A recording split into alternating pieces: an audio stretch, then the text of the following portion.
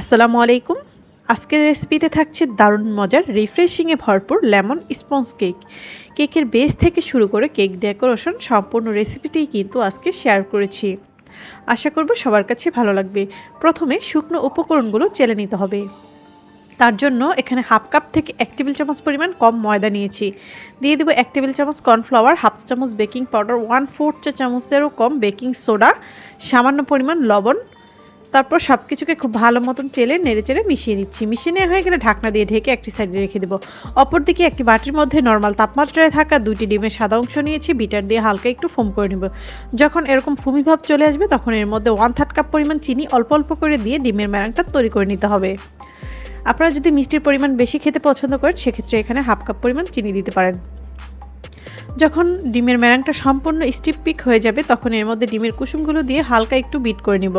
তারপর এখানে রান্না করা 2 টেবিল চামচ তেল দিয়ে দেব হাফ চা চামচ পরিমাণ লেমন ইমালশন আর কয়েক ফোঁটা সামান্য পরিমাণ সবুজ ফুড কালার, আর দিয়ে দিব 1 চা চামচ পরিমাণ লেবুর রস। এবার দিয়ে সব কিছুকে 30 সেকেন্ডের মতো বিট করবো। এর পর্যায়ে কিন্তু বেশিক্ষণ বিট করলে ডিমের ফোমটা নষ্ট হয়ে যাবে।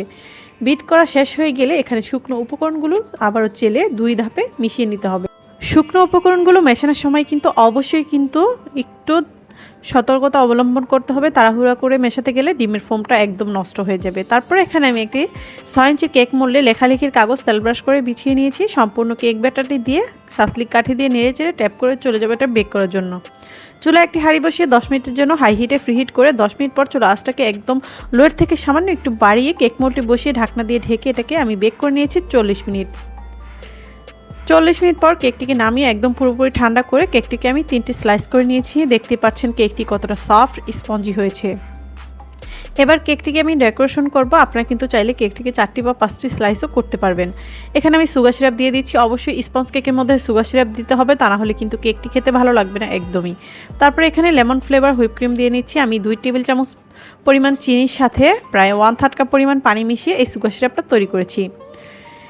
দ্বিতীয় লেয়ারটি দিয়ে একইভাবে সুগার সিরাপ দিয়ে ক্রিম দিয়ে, তারপর সর্বশেষ লেয়ারটি দিয়ে সুগার সিরাপ দিয়ে ক্রিম দিয়ে হালকা একটু পরিমাণ ক্রিম দিয়ে ক্রাম কোট করে এটাকে 30 মিনিটের জন্য নর্মাল ফ্রিজে রেখে তারপর ডেকোরেশন করবেন।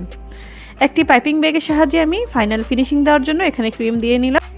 প্লেট নাইফ দিয়ে ক্রিমটাকে একটু সমান করে দেওয়া হয়ে গেলে তারপর এখানে ভিজিটিং কার্ড দিয়ে কেকটাকে একদম স্মুথ ফিনিশিং করে নেব।